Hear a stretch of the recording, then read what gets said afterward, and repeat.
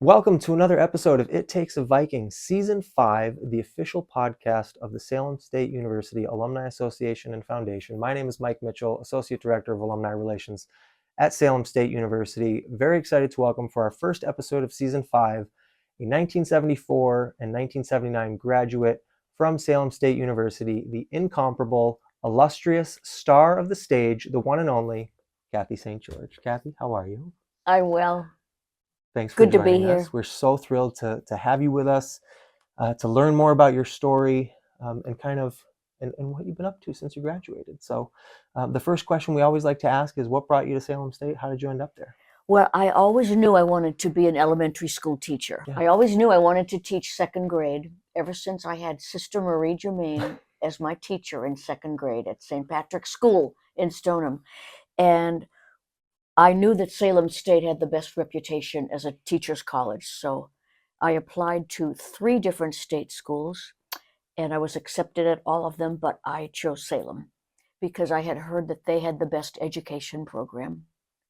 So we finished. So we're celebrating our 50th reunion this year, class of 1974. Very exciting. You come back for a graduate degree in 1979. What did kind of those first few to several years look like for you after you got your teaching degrees? Mm-hmm. Well, I taught second grade in Stoneham for 5 years, but right before I graduated from Salem, I was exposed to theater for the first time.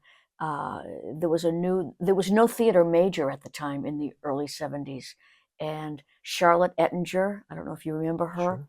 she wanted to start a theater department and have a major, and she hired Jeffrey Huberman, who the funny way I even got into theater was I um, I minored in music and majored in elementary ed. So I would go to the music department and play the piano between classes Mm-hmm. and just practice. And one day there was a little bulletin board outside the music department, and I saw a little index card that said pianist wanted for singer new to Boston to accompany her on auditions. And it was pretty good pay, as I remember. And I thought, well, there's a good way to make some extra cash. So I called this woman, and it turned out that she was the wife of Jeffrey Huberman, who was just a newly hired teacher in the theater department. And so that's how I got exposed to theater, by answering an ad for a piano player. It's funny. It happens when you least expect it, kind of a situation. And he was directing. So I would accompany Lizzie on all her auditions around town. And still no interest really in acting. And one day Jeff said, we're opening next season with Wait Until Dark. And I need someone who's very small and who looks very young. Would you audition for the 13-year-old? And I said, I've never been on stage. Okay. And I got the part. And that was the beginning of, oh my gosh, I love this. I love this.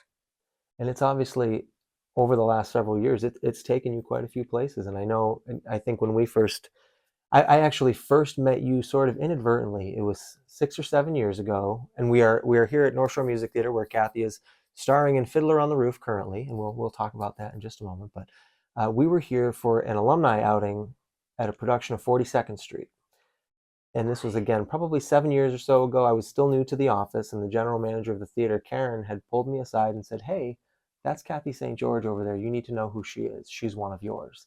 And I Oh, said, "Okay, I'll get to know her." So kind of just in passing and in my exposure here at the theater, we've gotten to meet and get to know each other a little bit over the years. And um, I think one of the things that I've always admired about you is that, as you've mentioned, you kind of went into the theater sort of indirectly, unintentionally, but it's taken you some places over the years. And I know that, you do a lot of work at the regional level, but you've been out on some national shows as well, haven't you? I've toured a lot. I've really seen the world. Uh, a lot of times it's been performing with Fiddler on the Roof, Okay. which I also fell into inadvertently in 1981. Uh, I took a leave of absence from my teaching job. And I said, I'm going to go to New York. I'm going to finish my master's. And I thought I wanted to really delve into children's theater and being a director. Mhm. Um, and I ended up getting a call to go to an audition for the revival of Fiddler on the Roof. This was in the spring of 1981.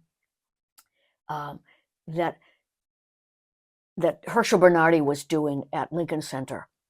And I had been really, my first year in New York, I did really well. I got 5 non-equity shows. I was Mhm. not in the union.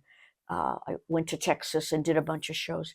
Um, my second year in New York, I thought, you know what? This business has too much rejection. I am not built for it. I was always too short. You know, they call it's called typing out. You stand in this big long line, just like in a chorus line, and they say yes, yes, yeah, no, no, no, no, no, no. And I very often I was too short, too small, just like in the movie Tootsie, Mm. just not quite right. And so I decided to move home. I said, you know what? They held my teaching job for me in Stoneham, and I took a full-time job typing. Yes, typing, typing at New York Hospital. And one day a friend called and said, you know, they're doing a revival of Fiddler on the Roof at Lincoln Center, and they're looking for all shapes and sizes. You might be the right height. Mm. So I went to the audition and I got it. And And within uh, maybe 3 or 4 days, I was suddenly in a Broadway show. It was astounding and it was thrilling. I loved every minute, but it was, then I had to resign from my teaching job because we ended up going on tour for a little over a year. wow. Yeah, we toured all throughout the country and Canada. And then I ended up touring with Herschel Bernardi again in like 1983, 84. I would like to say that he became a dear, dear friend. We toured again in the mid 80s. And yeah. And then when I got cast in my second Broadway Fiddler, and in between all these fiddlers, I was doing other shows like Gloucester Stage, and I started getting involved in the regional market, the Boston area too. And I thought I was done with Fiddler. And then I read that Topol was going to be doing a Broadway revival. And I went down back to New York. I had moved back home. Okay. Yeah. Went to New York and was cast in that show as Sprinza, the fourth daughter, and Grandma Title, who comes back from the dead. So sort of the youngest and the oldest characters, pretty much.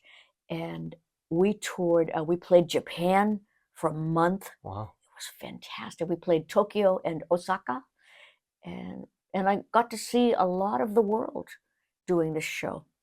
And as you look back to the early 80s, you know, when you kind of got that first taste of things and you've done Fiddler a few times, as you mentioned, and I think here at North Shore, I've seen you in Fiddler, I've seen you in Peter Pan, I've seen you in Full Monty, probably another couple of shows in between that I just can't recall at the moment, but 9 to 5.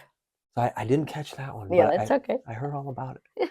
Um, do you have, um, as you think back on kind of the eras that you've acted in, and do you have a favorite show that you remember? Is it Fiddler? Or do you have another one that you remember most fondly of all the performances you've ever done? I think it's Peter Pan. Okay. I mean, I love Fiddler. It's a special place in my heart. And Fiddler helped me buy the house I'm living in. But let's just get right to it. But Peter Pan was the perfect role for me. I was the right height, the right size, the right vocal quality, and very much fit in with my personality. So I think it was that one. And it was a pretty special production. And I wanted to ask you too, as someone who has worked here at North Shore several times and then all over, what do you find the largest differences to be? So here at North Shore, it's obviously theater in the round, Hmm. whereas, you know, you may be experiencing some more kind of traditional theater, prosceniums and things like that. What is it that makes being in the round so much different than I guess a traditional stage? It's much more intimate here. It's wonderful. I mean, people are right there in the front row. Um, what's a challenge is when you're used to a proscenium stage, you come in stage left, you exit stage right. Here we have all these different aisles. You know, you enter at 2 o'clock, you leave at 8 o'clock, and you have to be conscious of when you're saying, like my final monologue, Golda, go to the Holy Land. I make a whole 360 during my speech so that everybody can see, no matter where you are in the theater. They're all great seats, but we have been trained and directed to turn around all the time and make sure that everybody can hear us and get the message. So I love working in the round. Oh, it is a challenge. Yeah.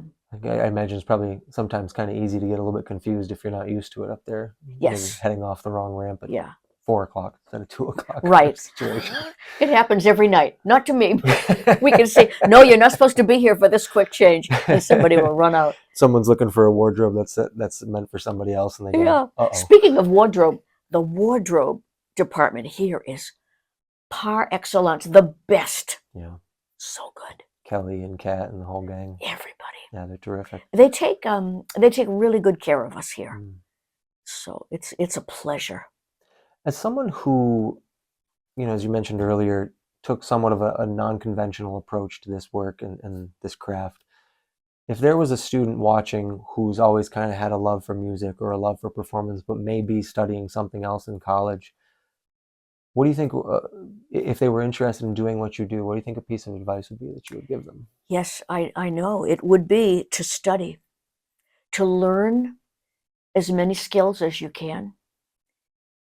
Like I didn't take my first tap lesson until I was almost 30. I mean, because I got a late start because I was a teacher. But the earlier you can learn these skills, the better. So, and also to cultivate any musical inclination. If you want to do musicals, learn an instrument or two or three. Like I could play the piano from a very young age. My mother gave me lessons because I used to crawl up. I think I was 4. I'd crawl up and I used to play what she was singing in the kitchen. So I just had this gift by ear, but she made me take piano lessons. And every week I would complain. She'd put a little timer on. You have to practice for 30 minutes. And you know what? A couple of years ago, I did the musical once. And all the actors play instruments. And I got to play 7 different instruments in that show. And this winter at Speakeasy Stage, I'll be doing A Man of No Importance. And evidently, I'll be playing the piano again. And so these kind of skills really come in handy, and you never think they will. So definitely learn what you can. Yeah. Start early. Yes. But at the same time, it's never too late to learn either. That's right. Yeah. And don't be discouraged. I mean, it's to pursue a career in this business. It's just part and parcel that your job is to find a job. Your job is to find the job. And your job is the audition. You do the best you can, and then you have to let it go. So it takes a lot of preparation, but when it's meant to be and when you're the right person for the part, fait accompli. That's right. Yeah.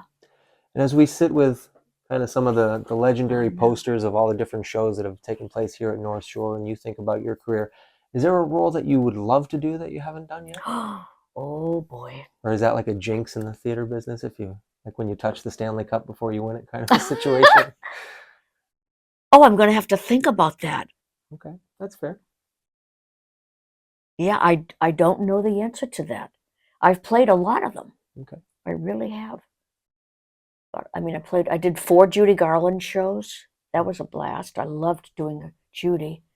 But I'll get back to you on that, Mike. Fair enough. Yeah. Fair enough. So last question, and we are in full disclosure recording this on a show day, so Kathy's being very gracious in offering her time as we get ready for a performance this evening. You are someone who's obviously graduated with a couple of degrees from Salem State, and you've stayed connected over the years. And I know we joked a couple of weeks ago that you were bummed you were going to have to miss your 50th reunion because you were performing here for this show. But what does, as someone who's stayed connected and come to events and then back to campus, what does being a Salem State graduate mean to you? A lot. It means a lot. I've been to Pomp a couple of times. I've been back with David Allen George and Whiz White, and I have such fond memories of my time in the theater department. And what it means to me is that last night at our show here of Fiddler, the teacher who was my instructor when I was a student teacher back in the 70s came to see Fiddler, Miss Donahue. And I have built such connections from the people I've met and worked with at Salem State that carry over 50 years later. Mm. That's extraordinary. And a lot of friends that I got my graduate degree with were here last week. So there's a Salem State bond and a connection that that kind of transcends time. I don't think I could put a bow on it any better than that. Mm. Season 5, Episode 1, Kathy St. George, you're the best. Thank you, Mike. This has been another episode of It Takes a Viking, the official podcast of the Salem State University Alumni Association and Foundation. I'm Mike Mitchell, Associate Director of Alumni Relations at Salem State, and until next time, thanks for watching.